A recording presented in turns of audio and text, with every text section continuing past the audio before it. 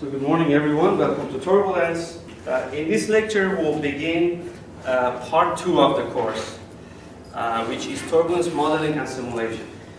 I would say this part is more practical than the first part. The first part was a lot of theory and sort of deep physics, mathematics, but this part is all meant to be practical to help you design and run models in the most practical applications. And it's in fact shorter than the first part. We should be able to get through this in about maybe 6 to 8 lectures.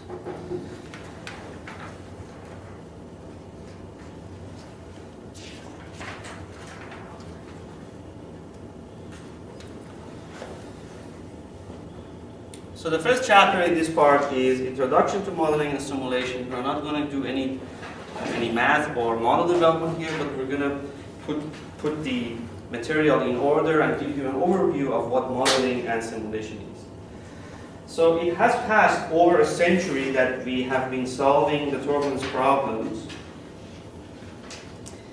and we know that it's extremely difficult. It's conceptually simple. You can very well explain what turbulence is and how it happens in a flow system. It's conceptually simple, but you cannot solve it exactly. In other words, it's the classical unsolved problem of the physics, as the Stahl put it. In other words, there is no simple analytical theory that completely describes physics of turbulence. You can't solve the problem on a piece of paper. No matter how good you are in math and physics, you can't sit down and write a solution with hand. However, engineers and scientists rely on ever-increasing power of digital computers to model or simulate turbulence. Okay? And that's when the problem, in my opinion, becomes easy. Because you put together a model, is relatively simple, and then you have the computer to work hard to find a solution for you. Still, modeling turbulence exactly is out of reach because our computers are not strong enough. But nevertheless, given the computational power that exists today, you can run some very realistic and useful model simulation and instead obtain some information about the flows, maybe statistical information about the flow. Maybe the model can't give you the exact velocity, but maybe it can give you a pretty good estimate of a mean velocity, right? In a lot of practical applications, we are interested in some statistical information about a flow. We don't want to have an exact solution. Even a statistical description is good enough. And that's what modeling will do for us. Now, why am I using two terms here? I'm using modeling and simulation. And here I want to go to the audience and ask you, what is modeling? What is simulation? What is a model? What is a simulation? Anybody want to take a peek?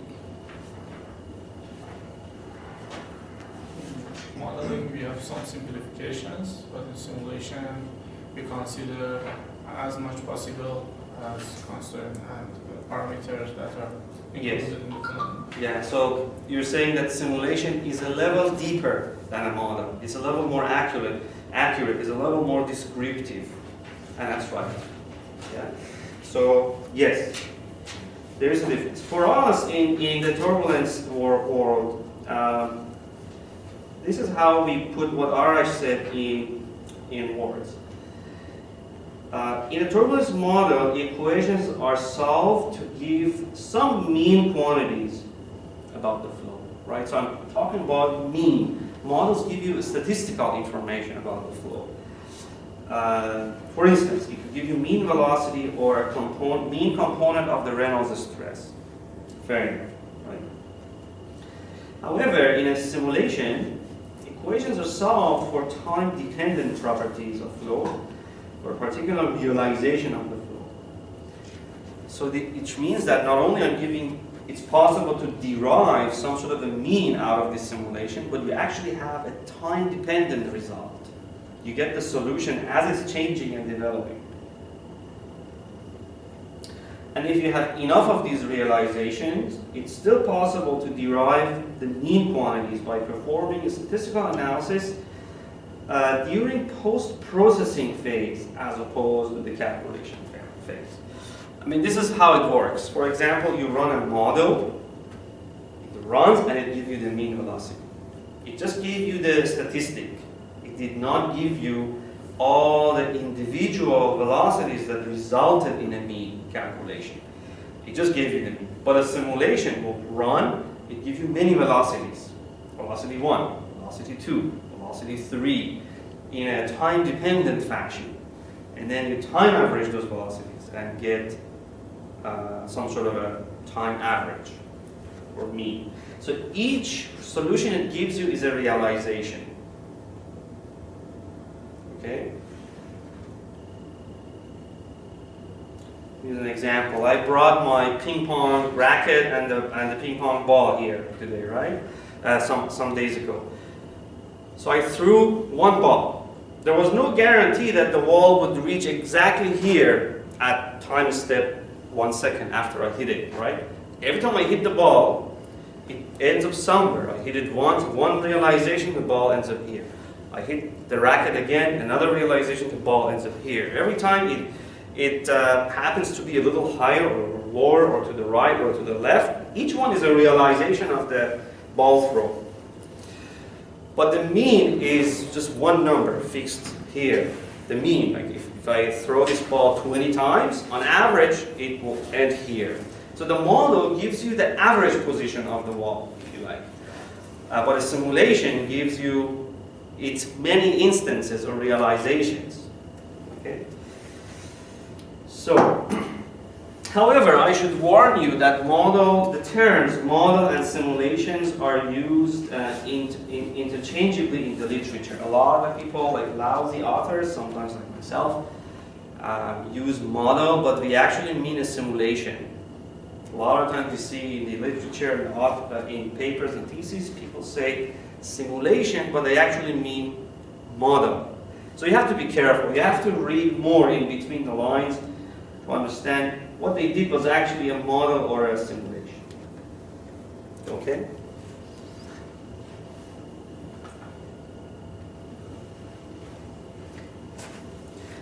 Summary of approaches.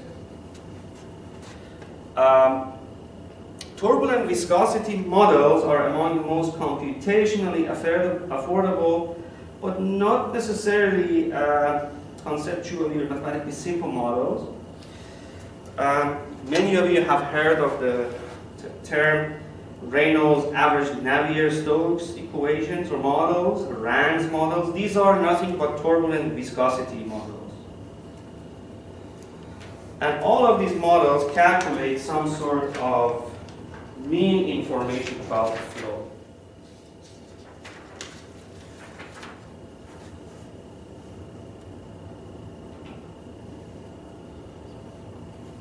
So some statistical properties of the flow. And two common examples are mixing length models and K epsilon models. There is a lot more K omega models and whatnot, but mixing length and K epsilon are used a lot. So that's the most computationally affordable way to solve real-life turbulence problems. But you can build more computational resources and move towards simulations and obtain more information about the flow. Of course, you need a bigger computer with more processors, with more memory. The next level is the large eddy simulations, in which case equations are solved for filtered properties of the flow, such as velocity, which are actually resolved and give a realization of the flow at a larger scale of turbulent motion. The smaller scales are, however, still modeled and not resolved. So here I'm using another term called resolve, where resolve is more like simulation. It means you actually show the time dependence of a varying solution. And I'm saying that large eddy simulations resolve or simulate larger scales of motion. Okay? they still model, so they're kind of a hybrid of a full model or a full simulation. It's a half model, half simulation technique, or tool at our disposal. Large simulation or LES requires significantly higher computational resources, but provides more accurate results and is practical for many problems. Like anywhere you find a computer with 10 to 20 CPUs or cores on it, you can perform a large simulation for a lot of interesting problems out there.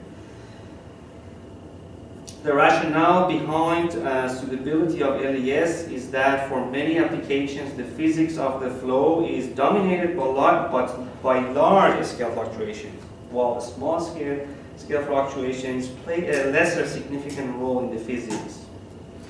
Take air pollution, for example, right?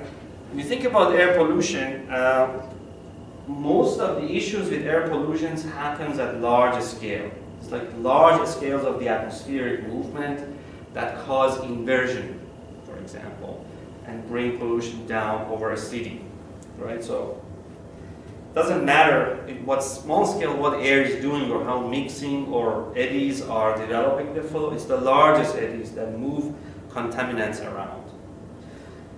You can find a lot of examples of this, even for renewable energy applications, all these wind turbines and water turbines, whatever. It's the largest scale of the flow that exerts the force on the blade and turns it and generates into power. It's the largest scales that are so important, and that's what LES does. And the other good news is that with exponential increase in computational power, LES is gaining even more popularity in many applied problems in engineering and science. For the same dollar value nowadays, you can buy a lot more CPUs, right? Even on a laptop, you can get 16 of them run a large simulation. Finally, the most accurate way to simulate is called direct numerical simulation. In direct numerical simulations, equations are solved for properties of the flow, such as velocity, and are resolved and give a realization of the flow at all of the scales, from the energy containing scales to the Kolmogorov scales. All of the scales. But DNS is practically out of reach. Computers are not good enough yet to perform a DNS simulation for practical problems. Nevertheless, it may not even be necessary to perform a direct numerical simulation. Maybe you don't want such an accurate answer. Maybe you just want some simple answer or an approximate answer. So there are all kinds of reasons why you don't want to do DNS or direct numerical simulations. Either you don't have the computational power, or alternatively, it's not required to even do it, even if you had the power. Okay, so these are the three levels of turbulence modeling people do in the literature. So again, turbulent viscosity models like mixing length and K epsilon, an example.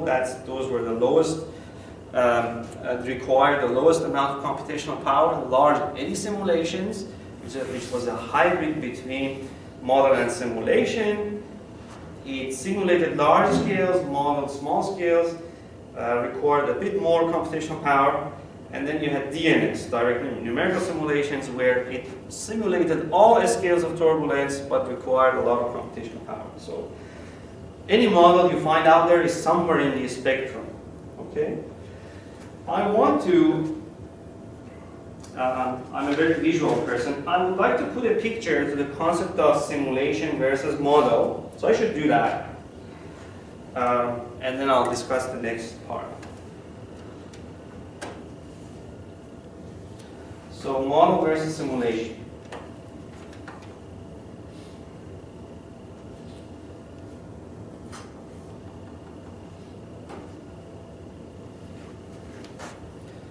Model versus simulation. And I would use the example of a cough.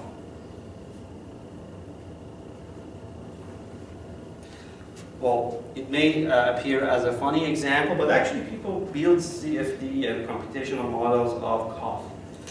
I mean, people in health research and epidemiology do this all the time because they want to know if a sick person or some pathogens come out of a cough of a sick person may affect or infect another person.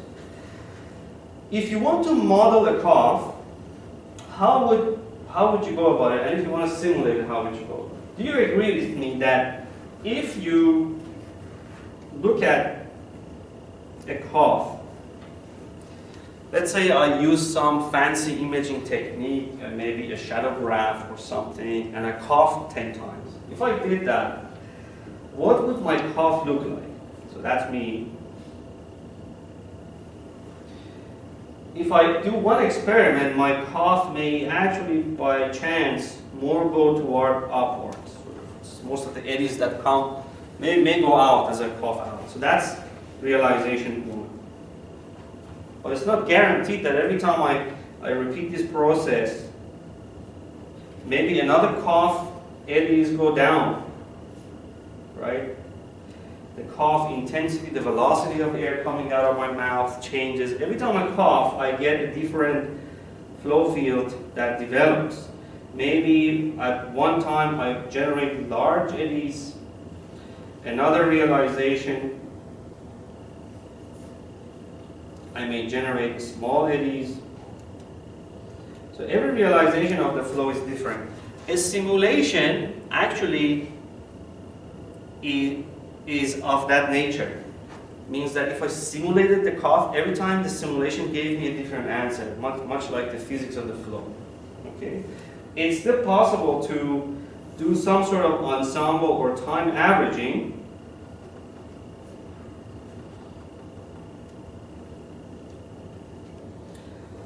And if I ensemble or time average many of these realizations, maybe I get the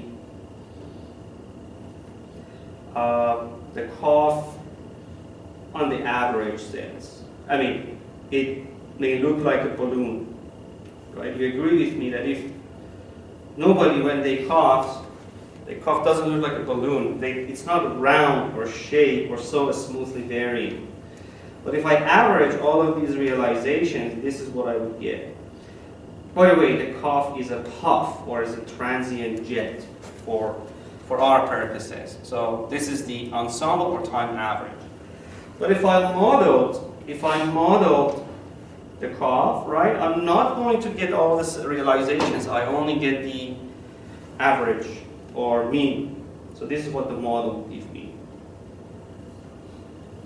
Model will give me from the beginning the time average, and it doesn't give me details from variabilities of realization to realization. The model gives me that exactly from the beginning. See, so this is what the RANS model gives me, a sort of turbulent viscosity model. This is what a large eddy simulation or DNS will give me. Okay? So as RS said, simulation is more complete. It has more details of the flow simulated. And by post-processing, after I'm done with the simulations, I can take a bunch of averages and get what the model would have given me in the first place.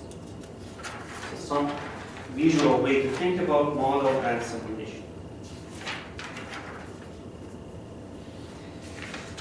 Another important topic in our overview is completeness. Very interesting and the profound, deep concept in turbulence modeling and simulation. What is completeness? A turbulence model or simulation is termed complete if its constituent equations are free from flow-dependent specifications. Such specifications include material properties like density and viscosity, initial boundary conditions, and numerical discretization of the grid. So the equations are independent of these things, no matter if you have a coarse grid or a fine grid, right? Or Doesn't matter how the flow field looks like, the equations are the same. DNS, direct numerical simulation, and K epsilon, or most of the RAND's turbulence models are complete. The equations do not depend on flow-dependent specifications. On the other hand, LES and mixing length models are incomplete. LES results depend on numerical discretization, and the mixing length model needs to be specified by a mixing length which is flow-dependent. Now, that means the equations will change if the flow-dependent properties change. If the flow goes a little faster, equations change. If the flow goes a little slower, equations change. If gradients in the velocity field change, equations change. If grid is used at a higher resolution, equations change. If grid is coarsened, equations change. It's very interesting. But I'm not saying that a complete model is good and an incomplete model is bad, or a complete model is accurate and incomplete model is inaccurate. I'm not saying that, right? Remember, completeness has nothing to do with model accuracy. In fact, the LES model, which I claimed to be very good and more accurate, is incomplete for the purpose of our definition. So don't confuse the terminology. So that's a very important topic.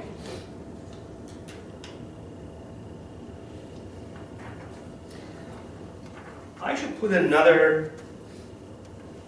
I talked about all these approaches from low computational cost to high computational cost. Let me put a picture to it too. So RANDs, LES, DNS. In RANDs models model all eddies, so model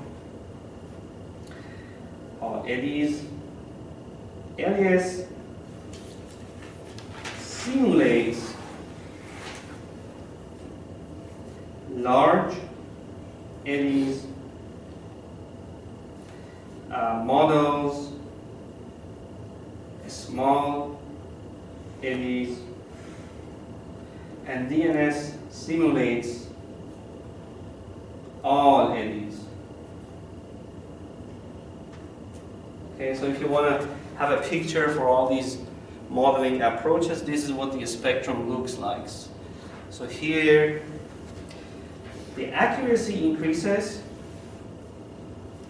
in this direction. The accuracy of the model increases in that direction, but the computational efficiency increases in the opposite direction. Computational efficiency. So you have to decide where you want to be in your exercise. Do you care about accuracy, how much computational power you have, to pick an appropriate model for your study or simulation for your study? So that does justice to the concept.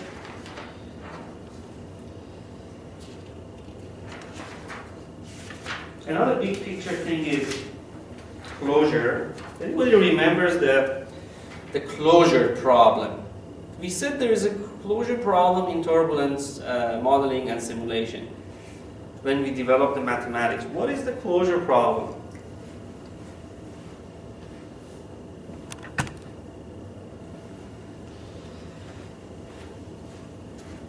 Anybody recalls?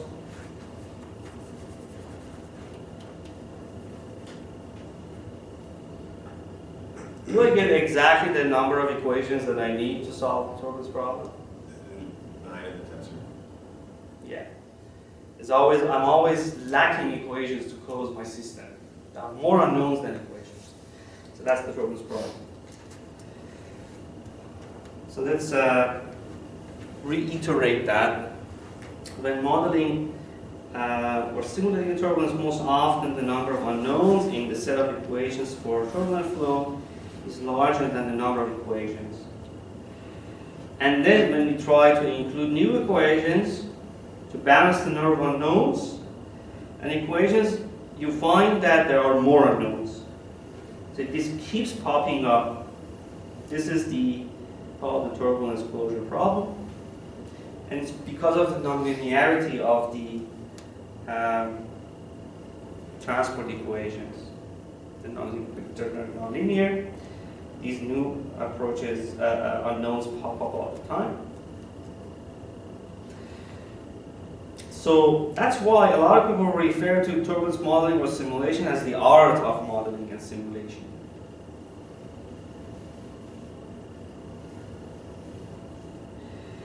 And a lot of us may appear to be fudging the solution all the time.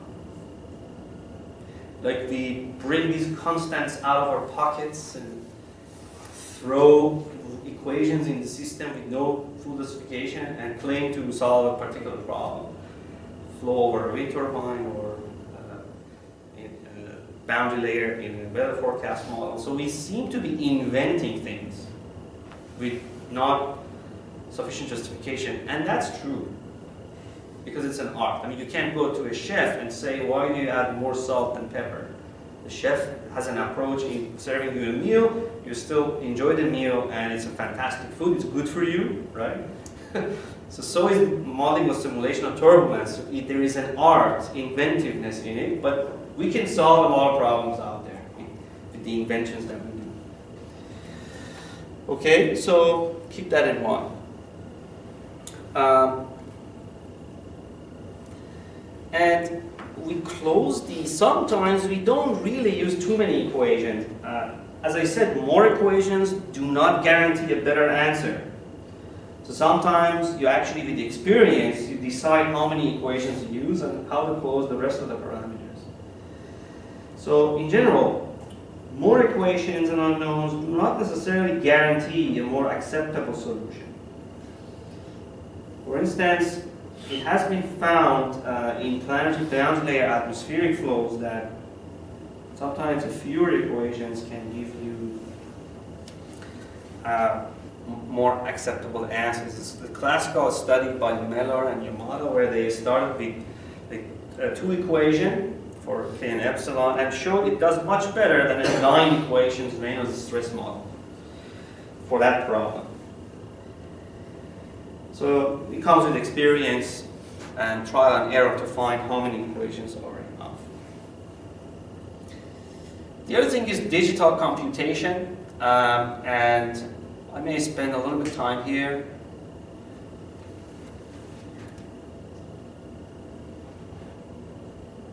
There has been significant advancement in the speed and accuracy of volume and of digital computation, let's say in the past 50 years.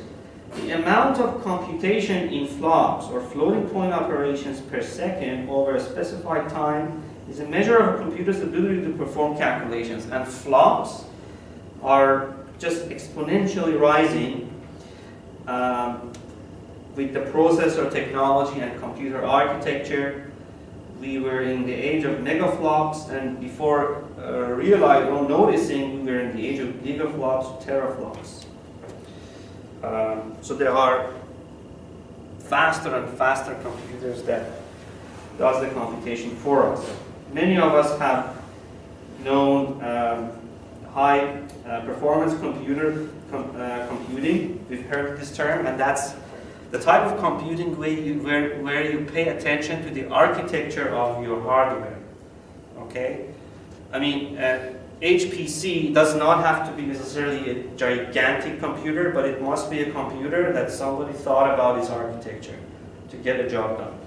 So the hardware configuration has been developed around central processing units, and CPUs have been used for a long time. I mean, very old computers and laptops all had them, but then came along the way the graphical processing units, GPUs, not initially widely distributed, but then mass-produced on all computers. Now most desktops have it. Okay, and these are the two that are in a lot of use in turbulence modeling and simulation. I'll tell a little bit about this architecture in a bit. a lot of the HPC or high performance computers have either a homogeneous or a heterogeneous hardware architecture. In homogeneous hardware architecture, you have many CPUs, and you run a computational job on a cluster of CPUs. So the main processor is a CPU in there. But in the heterogeneous architecture, you configure both CPUs and GPUs. Okay? Now, GPUs are known to perform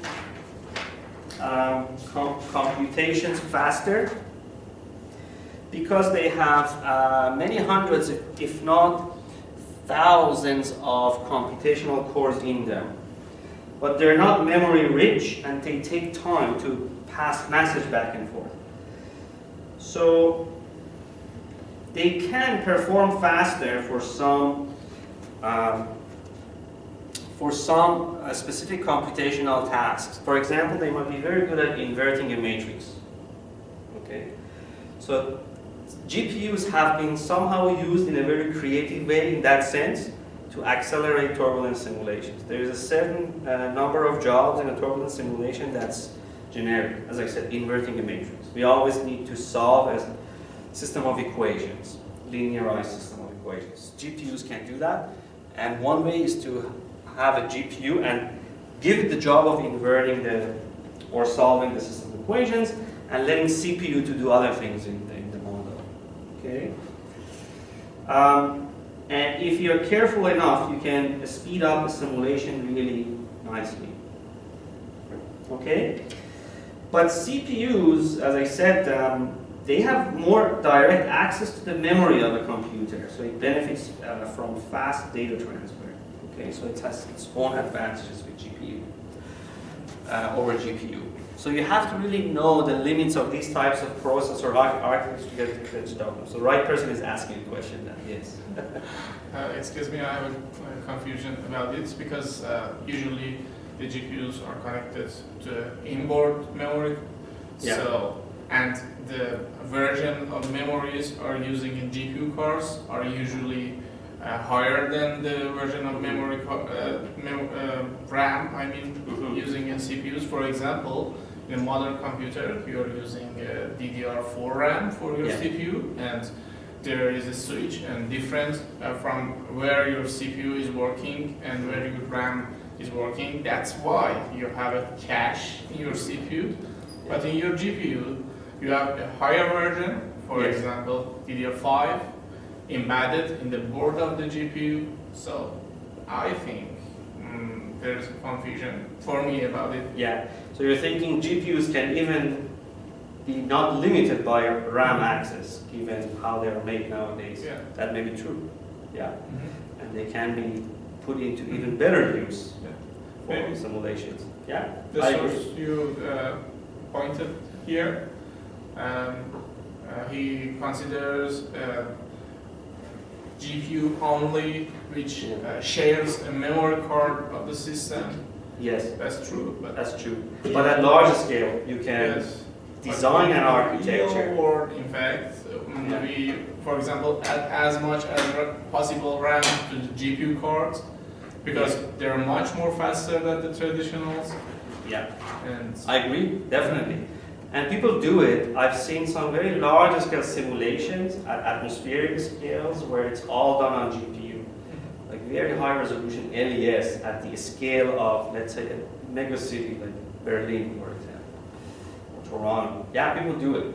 I definitely agree. And part of the work of turbulence modeling and simulation goes into computer knowledge, right? So the more you learn, like Arash has, the more effectively you can put together the hardware for your simulation. A lot of us just go out there in the market and see what can I buy with the amount of funding that I have. So you go buy a server or a parallel desktop. But that's not the limit, right? If you know how to put hardware together and optimize it, you can go much farther down. I'm always looking for computer savvy people to come and put together some hardware architecture for us. So definitely. In fact, on top of those, FPGAs are gaining popularity, which it's called FPGA stands for Field Programmable Logic Arrays, gate arrays, and they're even more specialized than GPU, and you can perform logic operations much more efficiently and gain advantage in power efficiency. One thing I heard is GPUs have a lot of power consumption. They get hot, for example, when they're in a machine, so you need a supercooling system to cool the computer, right? The FPGAs, I've heard you can get around power efficiency issues and make them power efficient. So alternative to GPUs, you can put FPGAs together and perform specific tasks of a solution with FPGAs, like as I said, inverting a matrix or some other generic task. There's lots of work to be done in this area, right? So I would like to pursue myself and learn a lot more of this. Okay, so that's the end of the chapter on the introduction. Any questions?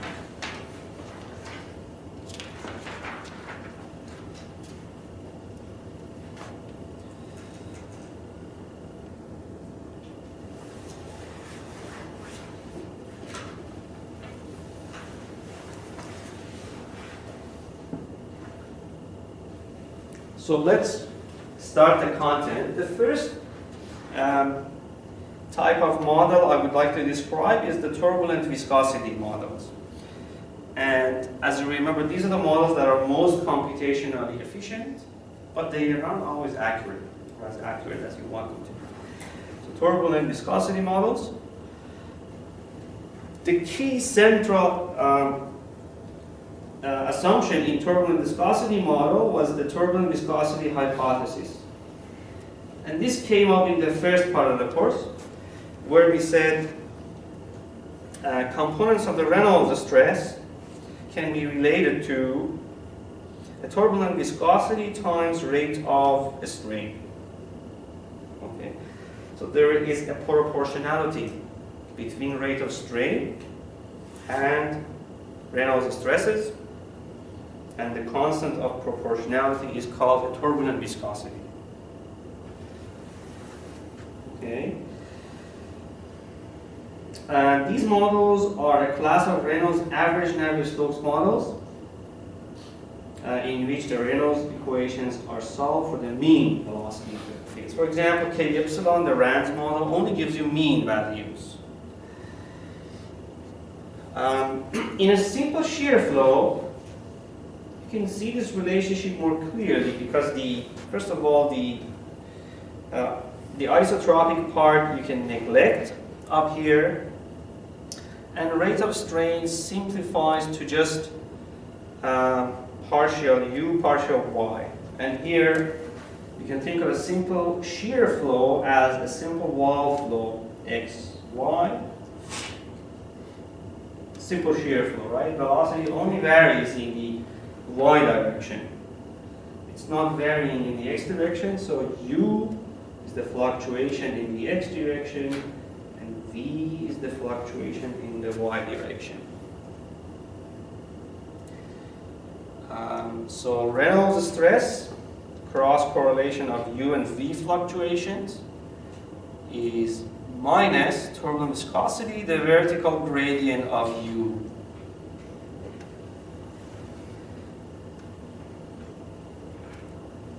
So in which u is velocity parallel to the wall in the x direction, and v is velocity normal to the wall in the y direction. One of the issues here is, okay, I found some relationship for the Reynolds stress, so it appears as if I closed the equation. But see, a new constant popped up in turbulent viscosity. So that's another manifestation of turbulence closure problem. So what would I do with the turbulent viscosity then? Well, I have to do further work. As we described, nu t is not a constant but a field. So nu t can change given position and time. But turbulence viscosity hypotheses and this type of modeling allows me to simplify and close the system. If this field can be modeled conveniently, this provides a convenient closure scheme for turbulence modeling. One of the schemes that people use is the following. Turbulent viscosity can be written as the product of U star and a length scale L star. So viscosity is obtained by multiplying two scales, velocity scale and length scale. And people were inspired by this type of parameterization or closure by looking at kinetic theory of gases. Because in a gas, at the molecular level, the kinematic viscosity of the gas, if you like, molecular viscosity, is given by some constant times a speed of moving molecules, c bar, and lambda, the mean free path of the molecules. The average distance molecules travel in between collisions. So anybody who took some advanced thermodynamics would have come across this. It's an excellent book by Zonta, and it gets to the bottom of this. So really there is a lot of similarity between the two approaches. We're saying at molecular level, viscosity is nothing but some velocity times some length scale. In the turbulence closure technique that we want to have, we use the same analogy. And in fact, that's why the models work so nicely, and they can be put together with the nuts and bolts, and it just fits the equations really well, this assumption. But we're not done yet, and now I have to say how to formulate U star and L star, like velocity and length scales. So how do I do it?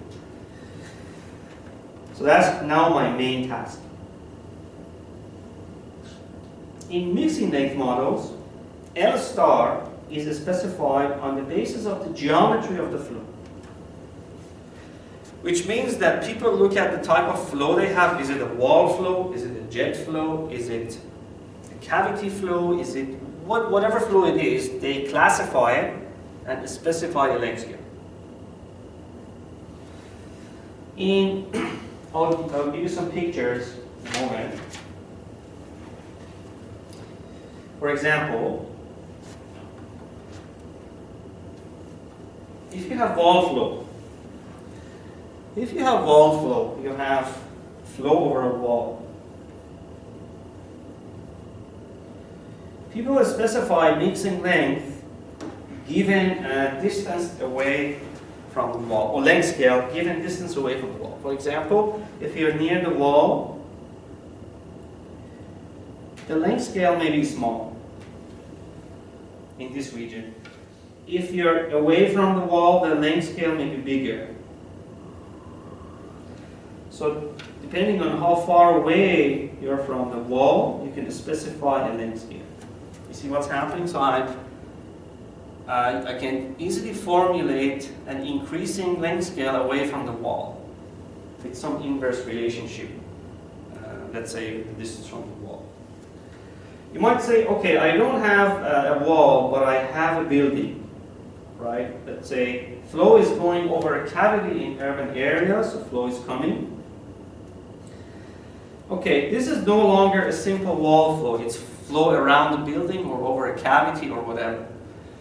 Again, you can come up with a way to define a length scale. Let's say you can take the diagonal of the canyon, urban canyon. You can take the width of the street. These are all different possible ways to do it. You can even take the height of the building.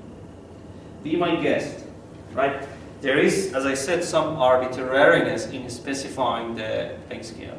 You might say, okay, I have flow in a pipe. Surely you can do the same. So you have flow over a pipe. Do you want to suggest a length scale for flow in a pipe? How about the diameter? right? That's the most natural choice. Most pipe flows are formulated given something about diameter. So you see, the geometry of the flow gives you a clue to come up with a length scale. So we set the preamble for length scale for mixing length models. However, there are other models. There is the one equation turbulent kinetic energy models where length scale can be specified still on the same, given the same geometry, but U star, the velocity scale, can be given by the turbulent kinetic energy. So L star, we now have a way to specify it given the geometry of the flow. What about the U star? U star, again, you can specify by turbulent kinetic energy, for which the transport equation is actually solved. So there's the transport equation or the Navier-Stokes equation for turbulent kinetic energy, and I'll show it to you in a bit. In two equation models, example, the K epsilon model, none of them are necessary because they are actually explained in terms of other quantities such as kinetic energy and dissipation rate, K and epsilon. And for both of those, we solve a transport equation. So depending on how you put together your turbulent viscosity model, it could be algebraic, it could be a K and L, or it could be a K and epsilon model. Whatever variety it has, you have to specify a length scale and you have to specify a velocity scale. Okay? And it can be done in different ways. So let's see an example. For turbulent viscosity hypotheses, now, this hypothesis is based on two assumptions. First of all, if at every point and time, the Reynolds stress anisotropy is determined by mean velocity gradient. Remember, when I showed you here, there was still a term here, right, which belonged to the equation. I did not say Reynolds stress is exactly proportional to turbulent viscosity times rate of strain. This term was there, it was the isotropy part. Under the most general sense, it's the anisotropy which relates to velocity gradients, right? So I have to subtract it from the left-hand side, if you will. So I have the proportionality relationship. So it's proportional or relates to velocity gradients. Also, a second assumption is there's a specific assumption that the relationship is a proportionality type of relationship. And there's a constant of proportionality. If you like, this is anisotropy. We've seen this before. Aij, that's anisotropy.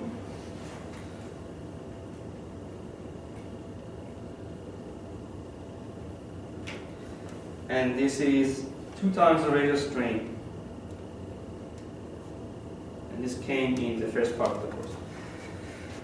So you can zip all of those and just say anisotropy is equal to negative 2 times turbulent viscosity rate of strain. It's just notation, change in notation, nothing new.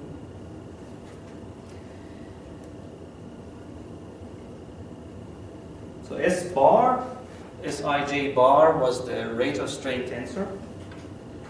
And this concept is directly analogous to the relation of the viscous stress in Newtonian fluid. If you don't have turbulence in laminar flow, you can still write this. Okay, so some sort of anisotropy is equal to -2 times the laminar viscosity rate of strain. And this is not a surprise. You should not be surprised why the equations look similar, because you use the analogy to theory of gases. In both terms, rate of strain came up, and in both cases, some sort of viscosity came up. So turbulent viscosity hypothesis is same hypothesis as gradient diffusion hypothesis. So if I want to tie this back to the first part of the course, we gave you this hypothesis as this relationship that any sort of flux is down of the gradient of the mean quantity. So it's in the direction of the gradient of the quantity. And in that example, I think phi was some sort of scalar. Let's say concentration of some species in the flow.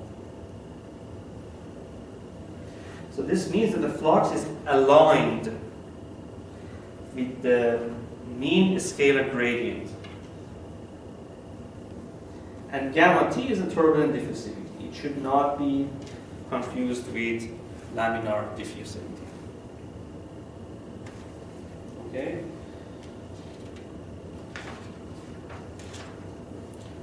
Let us introduce to you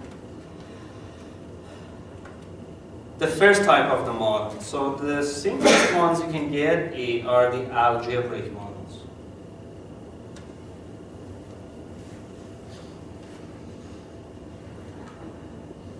Algebraic models are classified into uniform, turbulent viscosity models, and mixing length models. So the most simple thing you can do is say, okay, turbulent viscosity is constant. It's 5 meters squared per second. That's it. End of story. My equations are closed. Let me solve the turbulence problem. You can do it. Why not? If you have a simple problem, you do it. The next level of complexity is assuming a mixing length model, but then you have to specify the mixing length. Let's see how we do it. The mixing length model is frequently used most often in simple shear flows over flat surface in atmospheric or oceanic applications. So we do it all the time in atmospheric science. You can do it use it much in, let's say, mechanical engineering, where you design pumps and turbines and Archimedes screws. Right? You can't do that. You do it for flow over flat surface, which appears to be atmospheric oceanic wall flows, basically wall flows. In this model, mixing length is specified as a function of just position. And I gave you a picture before. Mixing length is specified as a function of position, and then the turbulent viscosity is obtained using this relationship. Remember what I said about mixing? Remember this one? Let's say you have a wall flow. So this is U. Obviously, depending on where you are, you might have a mixing length, right? Let's say farther away from the wall, the larger the mixing length. So somehow you formulate mixing length as a function of position. Can be done. And then turbulent viscosity, you just relate it to mixing length squared times the gradient of mean velocity. So if this is x and y, the gradient is the slope of mean velocity in here. So that's du over dy. So you see, if you have a simple wall flow or flow over flat surface, you get a velocity profile for the mean. You say mixing length squared times gradient of velocity. That's my turbulence viscosity. And your equations are closed, everything you have. Now we can go and solve them. Where u, angle u is mean velocity parallel to the surface, and y is the direction normal to the surface, as I showed in the diagram. One way to formulate mixing length is to use the log region, right? And we've done this before. For example, you can say mixing length is equal to von Karman constant time y, or distance away, right? So this gives you a mixing length like that. I mean, if you like, mixing length as a function of y is something like that. Okay, so Lm is equal to kappa y. And kappa is the slope of this line. So that's one way to formulate it. And turbulent viscosity likewise can be given by nu t, ut, friction velocity, and kappa y. Now I'm confident enough if I give you this one now, you can derive it, right? Because you can go up here and now this time relate velocity gradients with friction velocity. You can do it using shear stress and then arrive here. So maybe you can try that at home. Kappa is the von Karman constant. Mixing link models can be applied for generalized flows with the following formulation. Even though I said mixing link most used for simple flows over flat surface like wall flows, but it can be used in complex flows also. I don't recommend it, but it can be done. In those cases, you can formulate the turbulent viscosity by the mean rate of strain tensor. Okay, so that's sort of a generalized version of this. Mixing is still here, but then instead of kappa y or friction velocity, you have rate of strain tensor. Some other flows formulated by rate of rotation tensor omega, so it can be done. Depending on the type of the flow for, let's say, turbo machinery, when you have a lot of vorticity, circulation in the flow by nature, then this is alternative way to close the turbulence model. Okay, so now you can close the equations and solve them. You will do this in the computer labs. Say the first lab is done by simple bound layer flow with a constant constancy of the turbulent viscosity. You put the equations together and solve them. That's the lab number one. Lab number two, you have a mixing length, and then you close it. And so all of these models in the computer labs, you build and solve them. You will see when they come up. Okay, so that's algebraic models. Any questions so far? The next one is called the turbulence kinetic energy models, and this is where you solve a new equation called the equation for turbulence kinetic energy. It's a Navier-Stokes equation. It's a transport equation, and in the next page I'll show you what that is. Remember, we said turbulent viscosity is always written as some velocity scale times some length scale.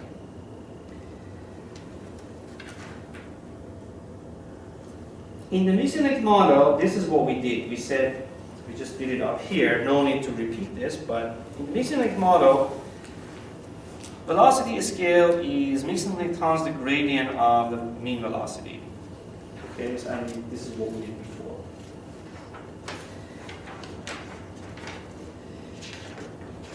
However, there could be serious limitations before this assumption. Why? This approximation requires that velocity scale be zero wherever there is no gradient in the mean flow. If velocity gradient is zero, U star will be zero, turbulent viscosity will be zero. This is not realistic at all.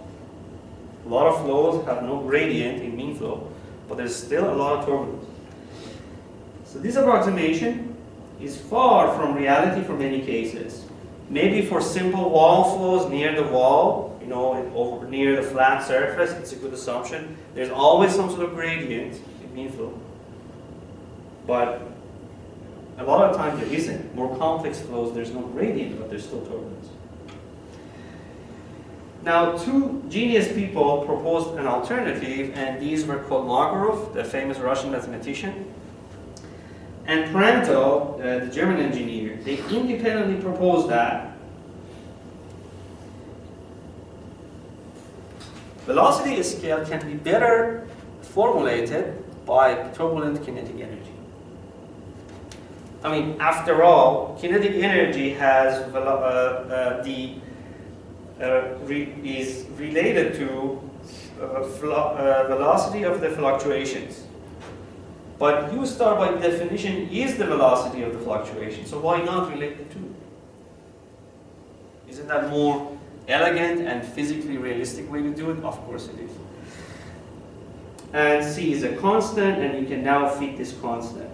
But then this requires you, and of course now having the U star, you can formulate turbulent viscosities. Now in terms of U star, you have something like K, turbulent kinetic energy. Okay?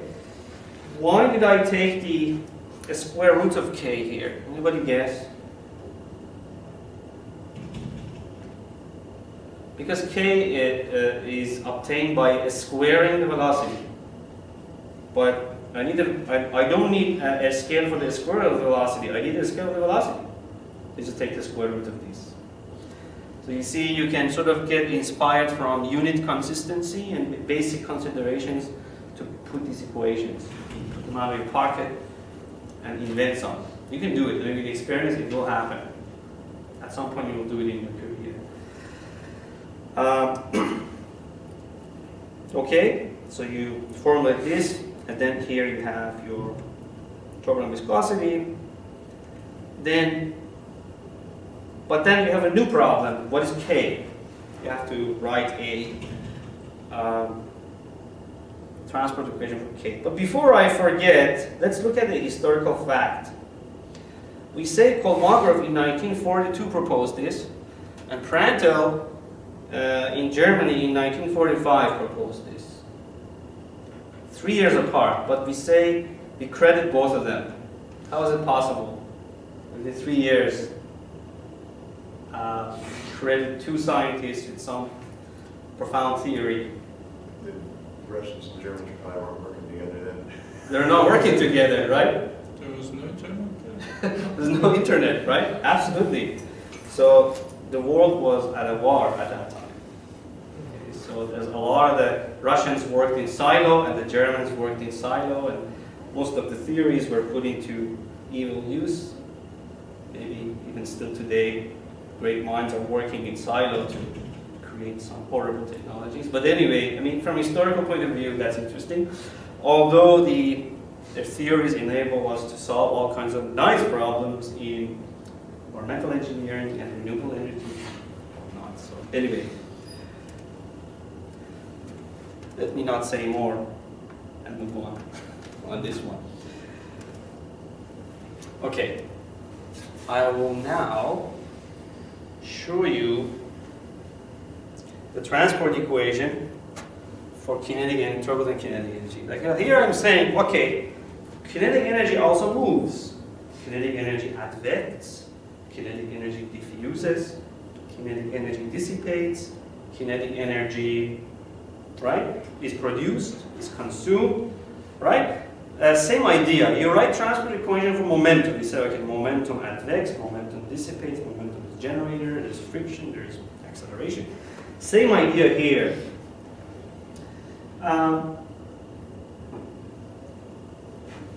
So here we claim kinetic energy to be a field. That means it depends on space and time. And anything that's a field, there must be an equation to describe it. Let's assume we have knowledge of mixing length Ln, or we can formulate it in simple ways. We can then develop a transport equation for K, which again was proposed by both Kolmogorov and Prandtl. And here's the equation. So you see, I'm saying total derivative, material derivative of kinetic energy by definition is storage plus advection. So kinetic energy stored plus the amount of advection must equal kinetic energy's divergence plus its production plus its consumption. So it's a very nice way to do it? Well, let's see what if this equation is closed. Well, the storage, I have an explicit mathematical term, right? Partial derivative with respect to time. This is closed from the point of view of modeling. I also know how to take a dot product of a mean and a gradient. This is also closed. But even though I put a divergence of t prime, this is not closed because now I have a new quantity t prime. It's not closed. I further have to close this. Production, again, is I can make it closed. There are simple ways to close this. And there are various ways you can produce kinetic energy. For example, when there is shear in the flow, kinetic energy is produced. Think of wall flows, right? Gradients always cause eddies and chaos and fluctuations. So shear, wherever I have shear in the flow, I produce kinetic energy.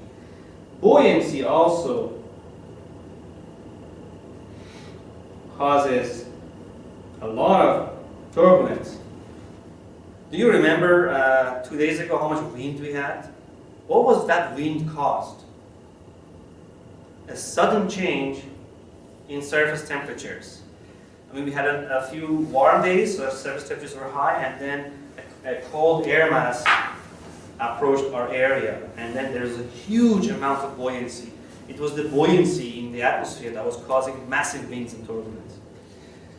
But anyway, there could be other ways to generate turbulent kinetic energy. Dissipation rate, again, is not closed yet, but I can close it. So you see, I can go term by term and determine the fate of each term. I can close it further by making other assumptions or bringing more constants out of my pocket and invent new equations to solve them. And we'll do some of that. So let's get to the bottom of this section. Now, this is very exciting.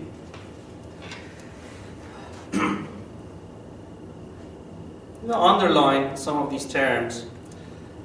Production term P, the fancy P, is referred to as a mechanism that generates turbulent kinetic energy.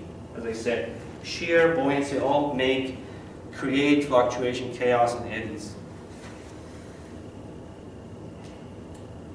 Note that I use a positive sign, right? This is a plus term. I put a plus because production by nature increases turbulence, and by nature should increase K, turbulent kinetic energy. Okay. On the other hand, I use the dissipation rate, epsilon, with a negative sign. Why? Because dissipation rate actually consumes kinetic energy. Remember, this is the energy cascade. So whenever you have the energy cascade, turbulence breaks down to a smaller and smaller scale and eventually dissipates. So that's why I put a negative there. So if you like, this is a source term, that's a sink term in this equation.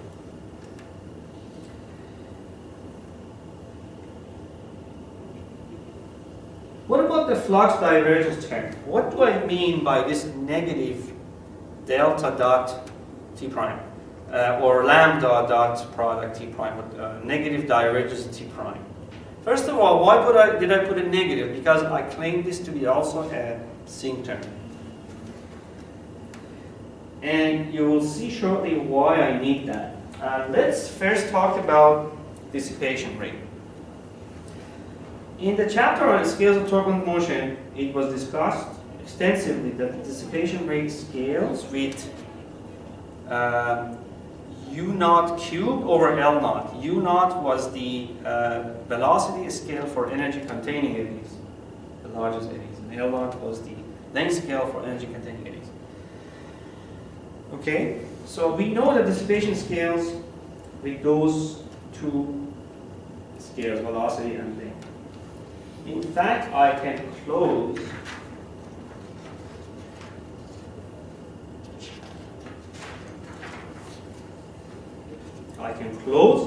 the dissipation term. I can close this term by this equation.